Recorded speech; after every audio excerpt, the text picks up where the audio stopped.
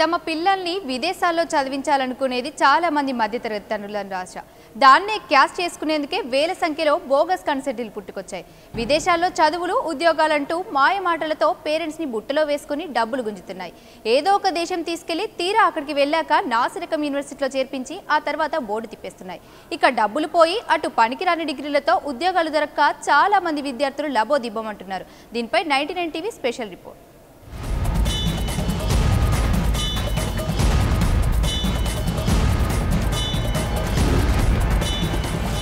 Northern American service centre కొద్ది రోజుల క్రితం అతి తక్కువ ఖర్చుకే విదేశాల్లో ఉన్నత చదువులంటూ ఈ కన్సల్టెన్సీ ప్రముఖ ఛానల్స్, పత్రికలలో ప్రకటనలతో ఊదరగొట్టింది. ఈ మాటలు నమ్మి ఏపీ, తెలంగాణ రాష్ట్రాల్లోని చాలా మంది విద్యార్థులు ఈ కన్సల్టెన్సీని కలిశారు. వీరందరికీ అరచేతిలో సినిమా చూపించిన కన్సల్టెన్సీ ప్రతినిధులు ఫిలిప్పీన్స్ యూనివర్సిటీలో మెడిసిన్ సీటు ఇప్పిస్తామంటూ 9 మంది విద్యార్థుల దగ్గర నుంచి 2 నుంచి 8 లక్షల వరకు కట్టించుకున్నారు. ఆ తరువాత వీసా, ఇతర ఖర్చులు అంటూ మరోసారి వేల రూపాయలు గుంజారు. మరో వారంలో ఫిలిప్పీన్స్ వెళ్లాలనగా అసలు డ్రామా మొదలైంది. నార్థన్ ఫిలిప్పీన్స్ కాలేజీలో ఆహారం ఏమాత్రం బాగోదని, దానికంటే బైకల్ క్రిస్టియన్ కాలేజీ చాలా బాగుంటుందని మాట మార్చారు. అయితే ఆ కాలేజీలో చేరాలంటే కొంచెం ఎక్కువ ఫీజు కట్టాలన్నారు. దీనికి విద్యార్థుల తల్లిదండ్రులు ససేమిరా అనడంతో మిగిలిన డబ్బును మేమే కడతామంటూ నమ్మబలికి బైకల్ క్రిస్టియన్ కాలేజీలో చేర్పించారు. కూడా ఆయనే సమాధానం చెప్తుండే, మీరు కట్టిండే ఇంకా 2 లక్షలు కట్టమంటున్నారు. మాకు చెప్పింది 2 లక్షలే. మేము 2 లక్షలకే ప్రిపేర్ అయ్యాను. మేమంటే పూర్ ఫ్యామిలీ, మేము అంత కట్టుకోలేమని చెప్పాం. డిస్కౌంట్ చేస్తారని చెప్పి చేసిందిలే పెట్టిందిలే. 3.5 లక్షలు ఇప్పుడు ప్రజెంట్ 2.5 లక్షలు కట్టించుకొని ఉన్నారు. ఆ 2.5 లక్షల రూపాయి కూడా మా బాబుకి కట్టలేదు.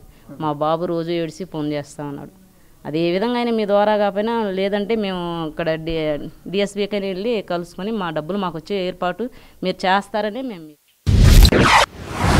ఫిలిప్పీన్స్ వెళ్లిన 9 మంది విద్యార్థులు అక్కడి కాలేజీ పరిస్థితి చూసి షాక్ అయ్యారు. అదో క్రిస్టియన్ ప్రైవేట్ మెడికల్ కాలేజ్. దీనికి తోడు డీన్ పిలిచి ఫీజు కట్టాలి అనడంతో కంగు తిన్నారు.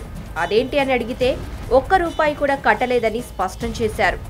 దీంతో కంగారు పడిన విద్యార్థుల తల్లిదండ్రులు కన్సల్టెన్సీని ప్రశ్నిస్తే మిగిలిన డబ్బులు కట్టండి అని నిర్లక్ష్యపు సమాధానం చెప్పారు. మా పిల్లలతో మీరు కాలేజ్ ఫీ కట్టలేదా, అర్జెంట్ కట్టిస్తున్నావు, ఇక్కడ ఉంటారు, లేకుంటే బయటకు పోతారు అని చెప్పారు. భయపెడుతున్నాను అంటే వీళ్ళు కాలేజీకి వెళ్ళి బయటకు వచ్చుకుంటూ మాకు ఫోన్ చేస్తాను. మేము ఫోన్ చేసినప్పుడల్లా వందల ఫీజు కొడతాను. ఈయన ఫోన్ చేస్తే 2 మంత్ అయితే సార్ మా దగ్గర డబ్బులు తీసుకొని, అది మా పిల్లలు పోయినాక ఈయన ఫోన్ చేస్తే 2 మంత్ స్విచ్ ఆఫ్. ఈ శివ అనే వ్యక్తి మాకు ఏమనంటే కలిసలేదు సార్. మేము నిన్న వచ్చాం సార్ ఇక్కడికి. ఈ కాకినాడ వచ్చేసరికి ఇక్కడ ఒక అమ్మాయి ఉంటుంది. ఆ అమ్మాయితో చెప్తుంటే ఆ అమ్మాయితో ఫోన్లో మాట్లాడు. మేము మాట్లాడదంటే ఇంతవరకు ₹1 కట్టలేదు సార్. మాకేం దోయకుండా మేము మీడియం పిలిపించాం, మేము అందరూ చేసుకున్నాం సార్. ఇక్కడ అల్లరి చేస్తామంటే మాది వరంగల్ జిల్లా పరకాల, కడప నుంచి వచ్చారు, తిరుపతి నుంచి వచ్చాం, ప్లేసెస్ నుంచి వచ్చాం. అందరం మా ఫ్యామిలీ మొత్తం ఎడుస్తాం సార్. పిల్లలు ఎట్లున్నారు ఇంకా తన బాధతోటి, వీళ్ళు డబ్బులు తీసుకున్న ఫీలింగ్ తోటి ఇక్కడ వచ్చాం. ఫీజులు కట్టకపోతే కాలేజీని, దేశాన్ని వదిలిపెట్టి వెళ్లాల్సి వస్తుందని కాలేజీ యాజమాన్యం హెచ్చరించడంతో బాధితులు 99 టీవీని ఆశ్రయించారు. మీడియాని చూసిన కన్సల్టెన్సీ మేనేజర్ మాయమాటలతో మభ్యపెట్టాలని ప్రయత్నించాడు. ఆ కాలేజీతో తమకు నేరుగా సంబంధాలు లేవని, ఢిల్లీలో ఉండే మరో వ్యక్తికి డబ్బులు కట్టామని, అతను 2 రోజుల క్రితమే డబ్బులు కట్టాడని, ఇంటర్నేషనల్ ట్రాన్స్ఫర్ కావడంతో మనీ ఇంకా చేరుకోలేదని కట్టుకథ అల్లేశాడు. ఇక్కడ వద్దు మాకు మార్పించున్నారు. Because if these people goes also it's the same problem. నేను ఫస్ట్ మనం చేసేసి అక్కడ మళ్ళీ యూనివర్సిటీ మారాలంటే అక్కడ వెళ్ళిన తర్వాత అవ్వదు అవన్నీ కూడా. So I called all of them, I told them ఇక్కడ పరిస్థితి ఇట్లా ఉందండి నార్థన్ ఫిలిప్పైన్స్లో. ఫీజు అయితే మనకి నేను ఒప్పుకుంటున్నాను, మనకు 2 lakhs ఉంది, 3 lakhs అవుతుంది ఫీజు మాత్రం. మనకి ₹1 లక్ష పెరుగుతుంది ఫస్ట్ ఇయర్ మాత్రం. సెకండ్ ఇయర్ నుంచి ఆల్మోస్ట్ ఇట్స్ సేమ్ ఫీజ్.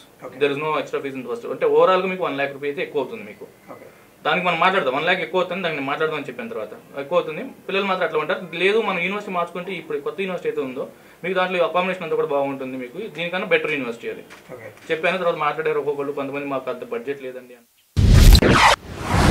ఇక్కడ కన్సల్టెన్సీ నిర్వాహకులు రేపు మాపు అని మాయమాటలతో మభ్యపెడుతుంటే అటు రోజులు గడుస్తున్నా డబ్బులు అందక విద్యార్థులు నానా అవస్థలు పడుతున్నారు.